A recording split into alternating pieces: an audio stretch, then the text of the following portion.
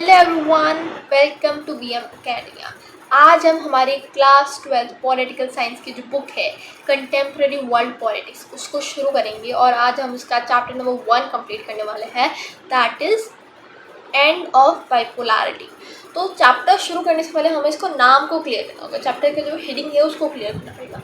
Bipolarity का ख़त्म होना, एंड ऑफ बाइपोलैरिटी। अब बाइपोलैरिटी क्या होती है?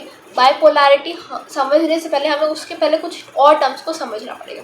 तो देखो, सबसे पहले हमें समझना होगा कोल्ड वार। कोल्ड वार क्या होता है, ठीक है? आपका एक चैप्टर था पहले कि पूरे कोल्ड वार के बारे में पूरा चैप्टर था, बट अब हम सिर्फ इसको शॉर्ट में समझेंगे ताकि हमें ये चैप्टर क्लियर हो जाए। कोल्ड वार क्या होता है? एक आइडियोलॉजिकल वार होता है। क्या होता है? एक आइडियोलॉजिकल वार होता है। क्या होता है? आइडियोलॉजिकल वार। आइडियोलॉजिकल वार, ठीक है। इसके अंदर रियल वार नहीं होता, कोई रियल वार नहीं होता। ये सिर्फ क्या होता है? एक आइडियोलॉजिस्ट के बीच में वार होता है, यानी कि ऐसी सिचुएशन बन जाती है कि कभी भी वार हो सके और यहाँ पे आइडियोलॉजिस्ट होती है, या तो एक होगी, मतलब या तो दो होगी या उससे कई ज़्यादा होती है, उनके बीच में वार चलता है, यानी कि वो आपस में रेस कर रहे होते हैं आपस में, बट कोई रियल वार नहीं होता है। इसलिए इसका क्या नाम है? Cold war. क्या नाम है? कोल्ड वार, ठीक है। अब ये आइडियोलॉजिस्ट कौन कौन सी थी? सबसे पहले थी कैपिटलिज्म और फिर थी कम्युनिज्म। अभी कैपिटल और कम्युनिज्म क्या है वो हम अभी पढ़ेंगे, बट उससे पहले समझ लेते हैं बाइपोलैरिटी क्या है। बाइपोलैरिटी, अब देखो, पोलर यानी कि टू पोल्स, ठीक है। इसका लिटरल मीनिंग नहीं है, बट इसको समझने के लिए काफ़ी आसान है, ठीक है। दो पोल्स, एक होता है नॉर्थ, एक होता है साउथ, ठीक है। नॉर्थ के अंदर देखो, सपोज वर्ल्ड है, उसको नॉर्थ के अंदर एक डिवाइड कर दिया, एक को साउथ के अंदर डिवाइड कर दिया, ठीक है। तो पूरे वर्ल्ड को दो मेन आइडियोलॉजीज के अंदर डिवाइड कर दिया। अब पोलर का क्या मतलब है? आइडियोलॉजी। और दो का है बाई। तो बाई का क्या मतलब है? दो। और पोलर्स का क्या मतलब है? आइडियोलॉजीज। दो मेन आइडियोलॉजीज थी पूरे वर्ल्ड के अंदर थी, जिसके अंदर सारे कंट्रीज डिवाइडेड थी, या तो नॉर्थ की तरफ आएगी या साउथ की तरफ जाएगी। अब ये दो आइडियोलॉजीज कौन सी थी? ये थी यूएसए की कैपिटलिज्म, ठीक है, जिस और एक थी यूएसएसआर की कम्युनिज्म, ठीक है। अब ये अगर मैं सिर्फ एक ही पावर हो या एक ही आइडियोलॉजी हो जिसके अंदर जो सोल पावर हो, जिसके पास पूरे वर्ल्ड के अंदर सबसे ज़्यादा पावर उसी के पास हो, वो अब है, क्योंकि अभी हमारा देखो सबसे लार्जेस्ट सबसे पावरफुल कंट्री अभी हम बोलते हैं यूएसए है, ठीक है। तो मेन एक ही पावर होल्डर है पूरे वर्ल्ड के अंदर, तो वो जाता है यूनिपोलर वर्ल्ड। यूनिपोलर यानी वन आइडियोलॉजी यानी पोलर, तो one ideology in the whole world. अभी कौन सी ज़्यादा है? वो कैपिटलिज्म है, ठीक है, जो अभी यूएसए किया। अब इसके अंदर हम समझते हैं कैपिटलिज्म और कम्युनिज्म क्या होती है। कम्युनिज्म क्या होती है? जहाँ पे सबका स्टेट कंट्रोल होता है, मतलब स्टेट कंट्रोल ऑन एवरीथिंग, ठीक है, हर चीज़ पर स्टेट का कंट्रोल होगा। कम्युनिज्म क्या होती है? सॉरी, कैपिटलिज्म क्या होती है? कैपिटलिज्म होती है जहाँ पे स्टेट कंट्रोल नहीं होगा। यहाँ पे कौन कंट्रोल करेगा? Market forces. सिर्फ गवर्नमेंट का सिर्फ थोड़ा सा रोल होगा, ठीक है, ज़्यादा रोल नहीं होता गवर्नमेंट का कैपिटलिज्म में।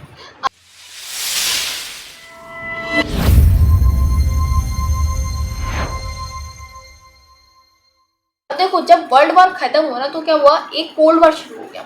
वर्ल्ड वार जब कब तक चला था? 1939 से 45 तक, ठीक है। और कोल्ड वार कब तक चला?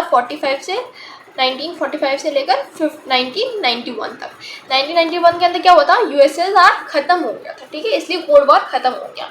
1945 से लेकर 1991 तक कोल्ड वार, जो वर्ल्ड वार था ना, उसके अंदर दो मेन पावर्स थी, एक थी अलाइड और एक थी एक्सेस, ठीक है। अलाइड के अंदर कौन से थे, एक्सेस के अंदर कौन से थे, वो आप मुझे बताना, ठीक है, कमेंट सेक्शन में। अलाइड पावर्स के अंदर क्या था कि वो जीत गई थी कोल्ड वार, तो जो एक्सेस पावर है वो हार गई, तो उनका जो लैंड है वो अलाइड पावर ने छीन लिया, ठीक है। अब वैसे ही जर्मनी क्या थी? एक एक्सेस पावर थी जो हार गई थी, बहुत बुरी तरह हारी थी, तो उसको डिवाइड कर दिया गया था कम्युनिस्ट और कैपिटलिस्ट वर्ल्ड में। जो ईस्ट वाला पार्ट है ना, वो किसने ले लिया था? यूएसएसआर ने ले लिया था अपने अंदर, और जो वेस्ट वाला पार्ट है उसके अंदर यूएसए, ब्रिटेन और फ्रांस का कंट्रोल था, ठीक है। जो वेस्ट वाला पार्ट है वो क्या बन गया था? कैपिटलिस्ट आइडियोलॉजी से चल रहा था। और वो क्या हो रहा था? कैपिटलिस्ट आइडियोलॉजी में क्या होता है? मार्केट का फ्री रोल होता है, तो लोग ज़्यादा प्रॉफिट कमाने के लिए क्या करते हैं? ज़्यादा अपनी टेक्नोलॉजी इंप्रूव करते हैं, ज़्यादा इंप्रूवमेंट लाते हैं।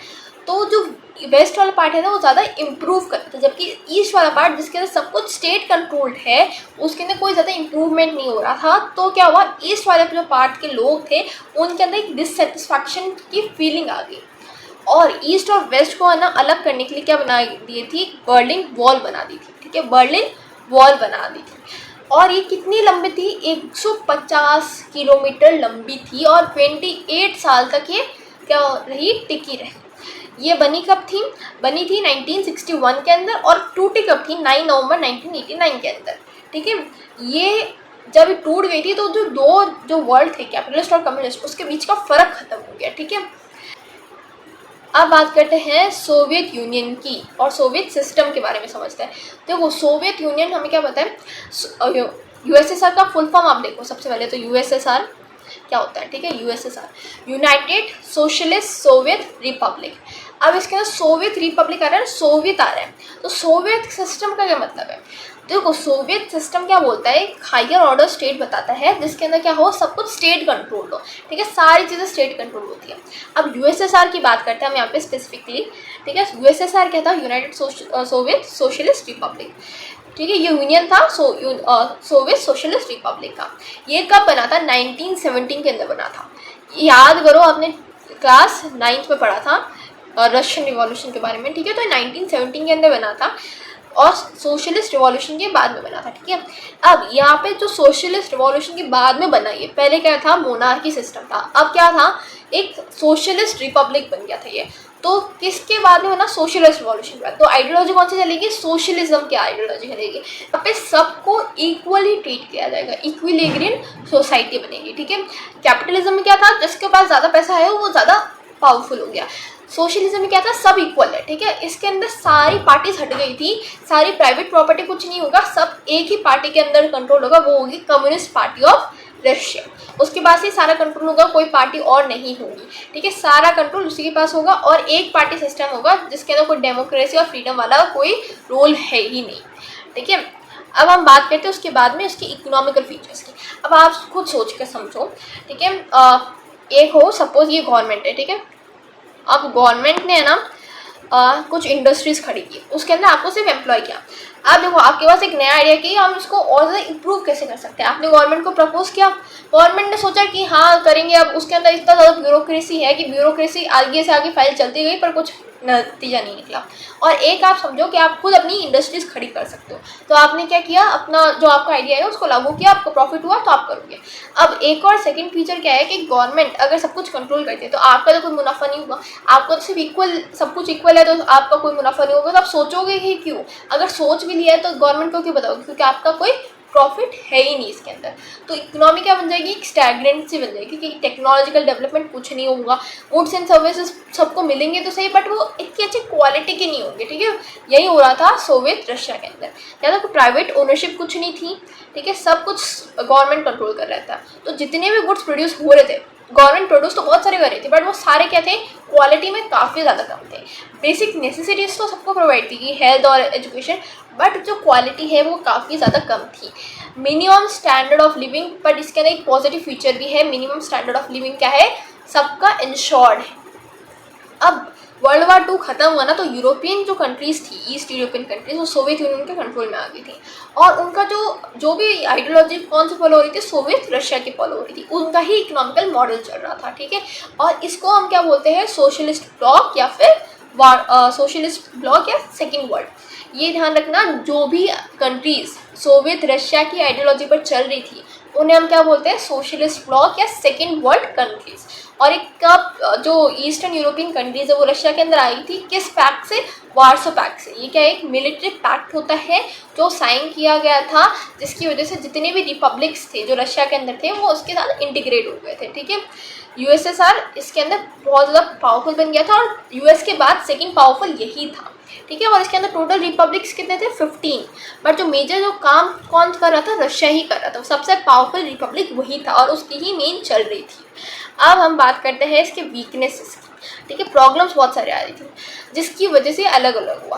कैसे? सबसे पहले तो सब कुछ गवर्नमेंट कंट्रोल कर रही होगी तो ब्यूरोक्रेसी तो ऑब्वियसली होगी। अब कोई अपोजिशन अलाउड ही नहीं है तो क्या बन जाएगी? ऑथोरिटेरियन बन जाएगी, यानी कि वो ही सब कुछ कंट्रोल करेगी, भले तुम कुछ भी कर लो, अगर तुम्हारा काम नहीं हो रहा तो बस नहीं होगा वो। कोई डेमोक्रेसी नाम की कोई चीज़ नहीं होगी कि आपकी फ्रीडम जो लिबर्टीज़ है वो कुछ नहीं होगा मिलने वाला आपको। भले ही आप कुछ भी करो पर आपको सप्रेस कर दिया जाएगा और इतनी बुरी तरह सप्रेस किया जाएगा कि आपकी वापस आप मिलोगे ही नहीं आपकी फैमिली को, ठीक है।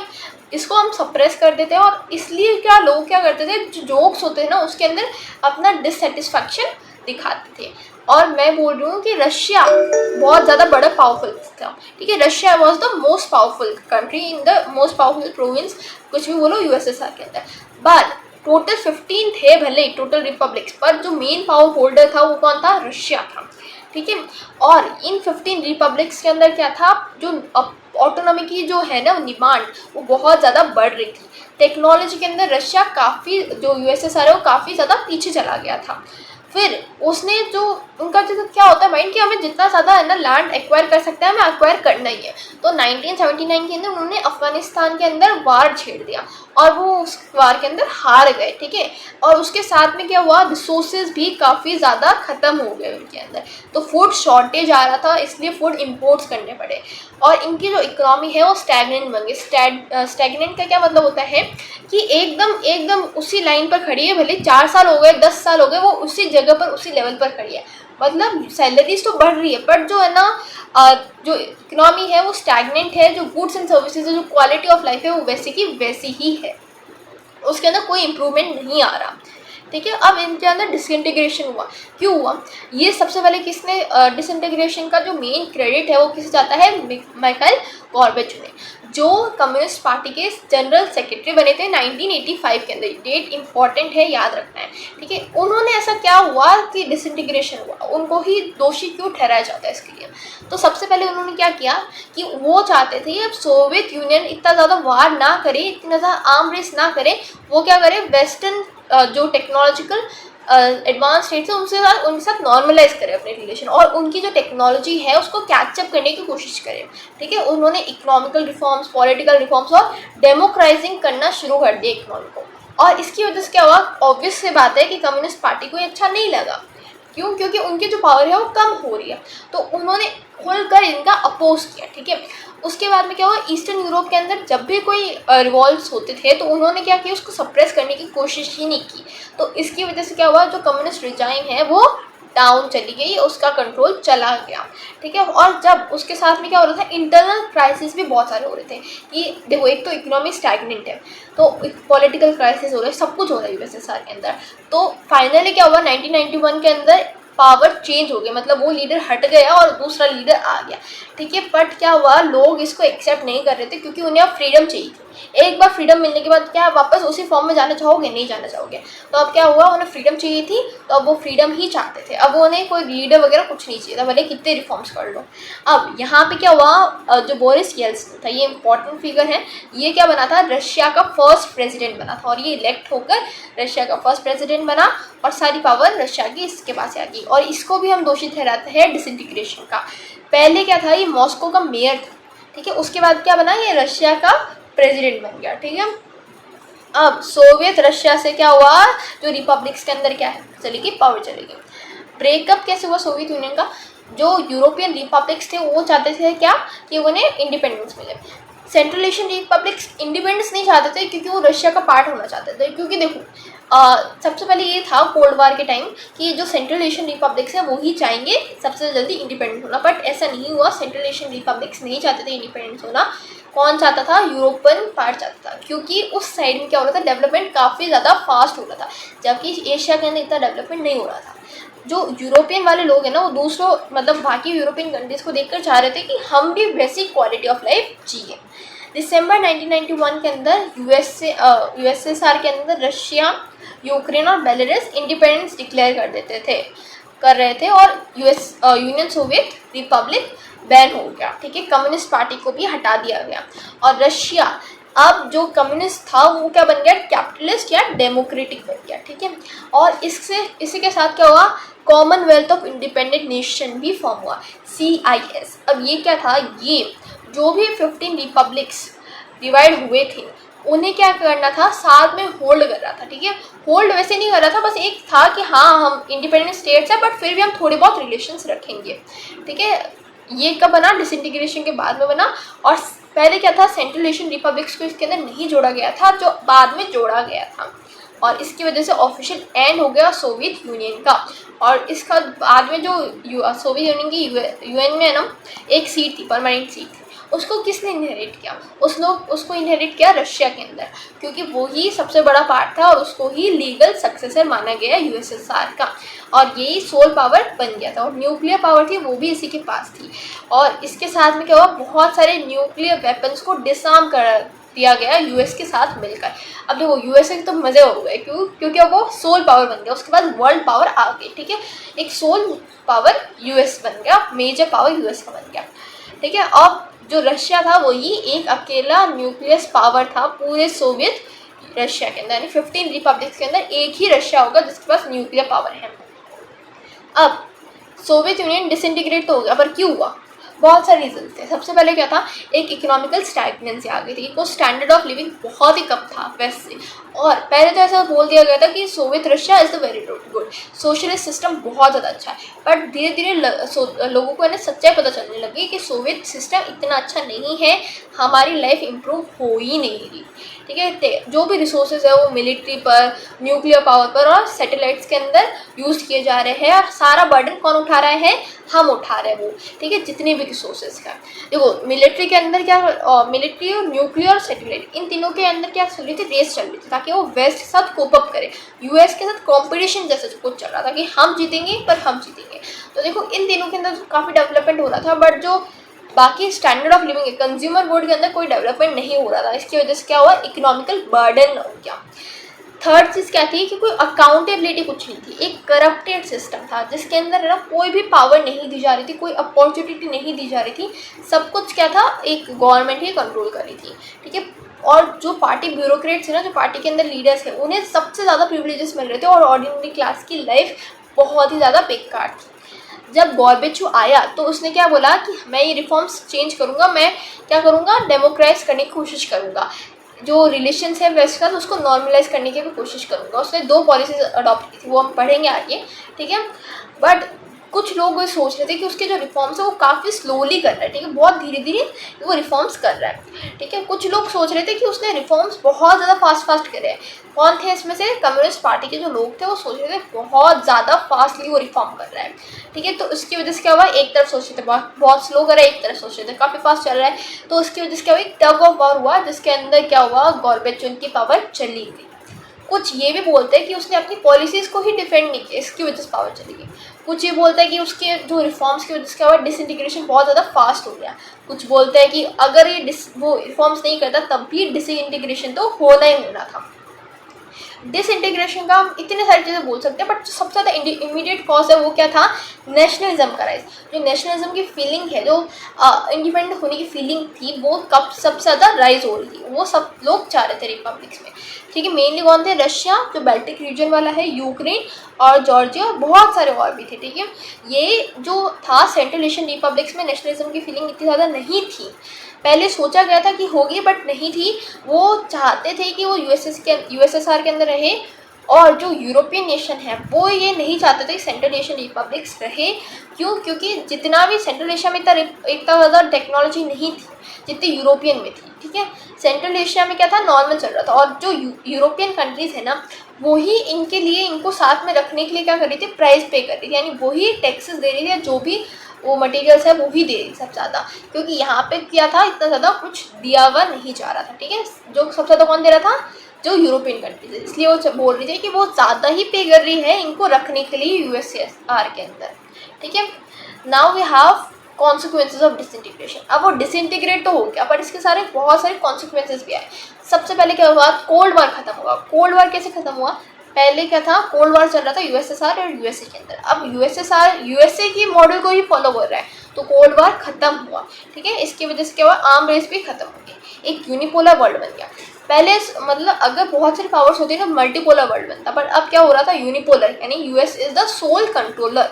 यहाँ पे कैपिटलिज्म इसको बेस्ट बताया गया, और जो इंस्टीट्यूशन है, जब जैसे कि IMF, इंटरनेशनल मॉनेटरी फंड, जो WB है यानी वर्ल्ड बैंक, ये बहुत ज़्यादा पावरफुल बन गए थे। और जैसे जैसे नई कंट्रीज एमर्ज हुई तो उनकी जो फॉरेन पॉलिसी है वो भी चेंज होगी ना। कुछ लोग ये सोच रहे थे कि वो रशिया की ही पॉलिसीज़ वापस फॉलो करेगा, बट कई बार बहुत सारे चेंज भी होते हैं। जैसे यूरोपियन कंट्रीज़ है ना, वो यूरोपियन यूनियन के साथ आना चाहते थे, नेटो का पार्ट बनना चाहते थे, और वो पूरा क्या कर रहे थे, यूएस को फॉलो कर रहे थे। ठीक है, सेंट्रल एशियन क्या चाहते थे, उनकी लोकेशन काफ़ी ज़्यादा अच्छी है, तो यूएस भी उसके लोकेशन का चाहता है, रशिया भी उनकी लोकेशन को अच्छा चाहता है, उसके अंदर पार्ट लेना चाहता है। चाइना है वो भी उनकी लोकेशन के अंदर उनसे रिलेशन काफ़ी अच्छे बनाना चाहता है। ठीक है, तो यहाँ पे क्या हो रहा था, ये अपनी लोकेशन का फ़ायदा उठाने की सोच रहे थे कि रशिया से भी मैं रिलेशन बनाऊंगा और यूएसए से भी रिलेशन बनाकर रखूँगा मैं। ठीक है, उसके बाद क्या हुआ, शॉक थेरेपी के बारे में बात करते हैं। देखो, जब है ना एक रातों रात आपको बोला जाए कि अब है ना कम्युनिस्ट हट गई है, अब सीधा क्या हुआ, कम्युनिस्ट अब है ना है ही नहीं, कम्युनिस्ट है ही नहीं। अब आपको सीधा बोला गया है कि हमें क्या करना है, कैपिटलिस्ट में ट्रांसलेट करना है, कैपिटलिस्ट में। जो 70 साल से गवर्नमेंट चल रही थी जैसी, वो नहीं है, अब एकदम से हमें क्या करना है, कैपिटलिस्ट में ट्रांसफर करना है। क्या जो कलेक्टिव फार्म था वो हट जाएगा, अब क्या होगा, सिंगल फार्म होगा, प्राइवेटाइजेशन होगा फार्म का। जो सारी इंडस्ट्रीज है वो अब क्या होगी, स्टेट कंट्रोल से जो प्राइवेट ओनर्स है उनके पास जाएगी। इतना ज़्यादा रैपिड ट्रांसफर हुआ तो आपकी क्या होगी, इकोनॉमी एकदम डाउन जाएगी। कैसे जाएगी वो अभी समझेंगे। ठीक है, इसके अंदर कलेक्टिव फार्म प्राइवेट फार्मिंग के अंदर आ गए, जो गवर्नमेंट असेट्स थे वो क्या हुए, प्राइवेट और कॉर्पोरेट ओनरशिप के अंदर आ गए। बहुत ज़्यादा ड्रास्टिक चेंज आया। फ्री ट्रेड और जो फॉरेन डायरेक्ट इन्वेस्टमेंट है उसके अंदर भी चेंज आया, वो ही स्टैब्लिश हुए। ठीक है, अब ये जो ट्रांजैक्शन है ये रशिया, सेंट्रल एशिया और यूरोप के अंदर फॉलो किया गया था। अब जाहिर सी बात है, इकोनॉमी काफ़ी ज़्यादा डाउन जाएगी, तो उसको हेल्प करने के लिए, वापस रिकवर होने के लिए वर्ल्ड बैंक और IMF ने हेल्प की थी, और इसी को हम बोलते हैं shock therapy, the drastic change into from socialist to capitalist. ठीक है, अब इसके कॉन्सिक्वेंसेस भी काफ़ी थे। शॉक थेरेपी है ना कोई मामूली सी चीज़ नहीं है, इसके अंदर काफ़ी ज़्यादा नुकसान होता है। जब भी कोई कंट्री रातों रात, सोचो 70 साल से वो सिस्टम चल रहा है, उसके बाद रातों रात चेंज होगा ना, तो बहुत ज़्यादा नुकसान होगा, और वही बहुत सारे कॉन्सिक्वेंसेस USSR की जितनी भी कंट्रीज़ थी उन लोगों को सहने पड़े। सबसे पहले क्या हुआ कि जो वहाँ की जो करेंसी की वैल्यू थी वो सबसे ज़्यादा डाउन चली गई। ठीक है, जैसे कि रूबल जो रशिया की करेंसी है उसकी वैल्यू बहुत ज़्यादा कम हो गई, और जो जितनी भी सेविंग्स थी लोगों के पास वो ख़त्म हो गई। सेविंग्स कैसे ख़त्म हुई, सपोज आपने 1 लाख की सेविंग कर रखी है। ठीक है, अब आपके जो करेंसी है जैसे INR की वैल्यू इतनी ज़्यादा डाउन चली गई कि आपके जो 1 लाख रुपए है उसकी कीमत 100 रुपये के बराबर भी नहीं है। ठीक है, तो आपकी जो जितनी भी सेविंग्स है उसका तो लॉस हुआ ना, तो सेविंग्स बहुत ज़्यादा कम हो गई, सेविंग्स ख़त्म हो गई एक्चुअली। और जितनी भी स्टेट इंडस्ट्रीज़ है, क्योंकि आपको पता है स्टेट इंडस्ट्रीज़ क्या थी, स्टेट ओन करता था। ठीक है, अब वो क्या हो रही थी, ख़त्म हो रही थी। क्यों, क्योंकि अब स्टेट कंट्रोल तो सब कुछ हटना है, सीधा प्राइवेट ओनर के पास जाना है। अब सबके पास इक्वल पैसे हैं, तो क्या होगा, किसी के पास इतने पैसे ही नहीं है कि वो खरीद सके इंडस्ट्रीज़। भले ही सिटीजन्स को वाउचर्स दिए जा रहे थे ताकि उस सेल के अंदर पार्टिसिपेट करें, बट किसी के पास इतने पैसे नहीं थे कि वो खरीदे, तो वो क्या करते थे, वाउचर्स बेच देते थे ब्लैक मार्केट के अंदर, और जिसके पास सबसे ज़्यादा वाउचर्स आ जाते वो खरीद लेता था। इसी की वजह से क्या हुआ, एक माफिया आ गया था जो सारी इकोनॉमिकल एक्टिविटीज़ को कंट्रोल कर रहा था।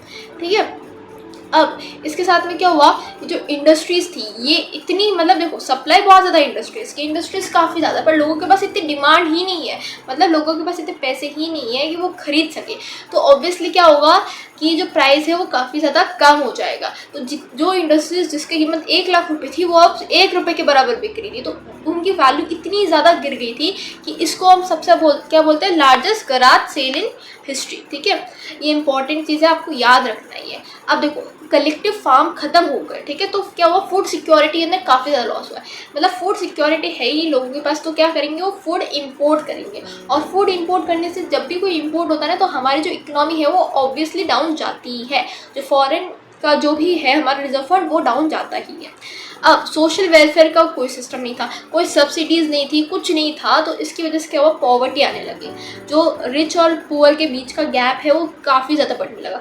अब देखो जिसके पास है ना नॉलेज है, स्किल है, वो तो चला गया था उस कंट्री को छोड़कर, बट बाकी तो जो कॉमनर्स है वो तो वहीं पे बैठे थे ना, तो उनके बीच में क्या हुआ, वो पुअर होने लगे, और जो रिच थे वो और ज़्यादा रिच होने लगे। कई सारे फाइनेंशियल इंस्टीट्यूशंस बैंकरप्ट हो गए, इनफैक्ट 1500 बैंक्स रशिया की बैंकरप्ट हुई इस शॉक थेरेपी की वजह से, ठीक है। अब देखो, शॉक थेरेपी रातों रात हुई, तो कॉन्स्टिट्यूशन भी क्या था, बहुत फटाफट बना था। इसकी वजह से क्या हुआ था, कोई स्ट्रॉन्ग एग्जीक्यूटिव ही था सिर्फ, कोई इंडिपेंडेंट जुडिशरी का सिस्टम ही नहीं था। मतलब एग्जीक्यूटिव इतना पावरफुल है कि वो अपना रूल चाहे जितने टाइम तक बढ़ा सके। जैसे उज्बेकिस्तान और टर्कमेनिस्तान में जहाँ पे प्रेसिडेंट रूल था ना, वो 10 साल के लिए रूल कर लिया उन्होंने, उसके बाद और वापस अमेंड करके 10 साल और बढ़ा दिया, ठीक है। ज़्यादातर इनकी जो इकोनॉमीज़ है, सोवियत रशिया के जो पोस्ट सोवियत रशिया में जितनी भी कंट्रीज़ थी, वो कब रिवाइव होना शुरू हुई, 2000 के बाद। वो भी कैसे हुई, नेचुरल गैस को उन्होंने बेचा, मिनरल्स को बेचा, और जितना भी उन्हें रेंट मिल रहा था उससे उनकी इकोनॉमी रिवाइव होना शुरू हो गई, क्योंकि मैन्युफैक्चरिंग काफ़ी ज़्यादा कम थी। बात करने वाले हैं टेंशन एंड कॉन्फ्लिक्ट्स। देखो, रशिया के अंदर हम 2 रीजन के बारे में बात करेंगे, चेचन्या और दागिस्तान, ठीक है। ये 2 रीजन के बारे में बात करने वाले हैं। यहाँ पे क्या हो रहा था, बहुत ज़्यादा एक वायलेंट मूवमेंट आ गया था, और उसकी वजह से क्या हुआ कि यहाँ पे रशिया ने क्या किया, मिलिट्री को यूज़ किया, बॉम्बिंग करना शुरू कर दिया, जिसकी वजह से क्या हुआ, ह्यूमन राइट वायलेशन हुआ। अब ह्यूमन राइट वायलेशन यहाँ पे रशिया तो पहले भी यही मेथड्स यूज़ करता था, बट अभी इसको इतना ध्यान क्यों दिया गया, क्योंकि रशिया की इकोनॉमी कौन रिवाइव कर रहा था, वर्ल्ड बैंक और IMF, और उनके अकॉर्डिंग ह्यूमन राइट्स इज का वायलेशन होना बिल्कुल भी सही नहीं है। सेंट्रल एशिया के अंदर तजाकिस्तान के अंदर सिविल वार हुआ जो 10 साल तक चला, 2001 तक। अजरबैजान की प्रोविंस है नागोर्नो काराबाख, ठीक है। वहाँ पे क्या होते थे, देखो सोवियत रशिया के अंदर बहुत सारे कम्युनिटीज़ थी, तो अजरबैजान के अंदर भी है ना एक प्रोविंस है जिसके अंदर अर्मेनियंस थे, मतलब वो अर्मेनिया के लोकल अर्मेनियंस थे, बट वो वहाँ पे रह रहे थे, लोकल अर्मेनियंस थे जो अर्मेनिया ज्वाइन करना चाहते थे, ठीक है, अजरबैजान को छोड़ना चाहते थे। जॉर्जिया के अंदर 2 प्रोविंस हैं, ठीक है, वो क्या कर रहे थे, डिमांड कर रहे थे इंडिपेंडेंस की, जिसकी वजह से क्या हुआ, सिविल वार हुआ, ठीक है। यहाँ पे आप देखोगे इतने सारे एग्जांपल्स है ना, इस सब के अंदर क्या हुई, बहुत सारी टेंशन्स आई है, या तो बॉर्डर रिलेटेड है, या फिर जो लोगों से है उनके रिलेटेड है। अब जो यूरोपियन कंट्रीज है वहाँ पे भी हम टेंशन के बारे में पढ़ेंगे।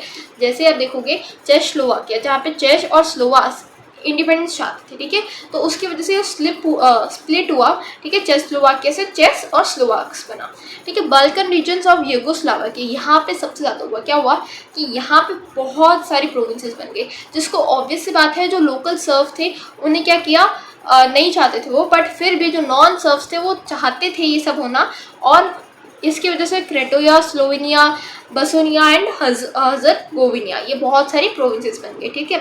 नेटो ने इसके अंदर इंटरवीन भी किया और यहाँ पे बॉम्बिंग हो गई, बॉम्बिंग की उसने, जिसकी वजह से क्या हुआ, इंटर एथनिक सिविल वार हुआ, ठीक है। अब देखो 11 सितंबर 2001 में यहाँ पे क्या, इस टाइम पर क्या हुआ, यूएस चाहता था, क्योंकि चाइना यूएस के एकदम खिलाफ चल रहा था, तो यूएस क्या चाहता था कि वो यहाँ पे सेंट्रल एशिया पे क्या करे, कुछ मिलिट्री बेसिस रखते हैं, ताकि वो रशिया और यूएस चाइना है उसके ऊपर नज़र रख सके, ठीक है।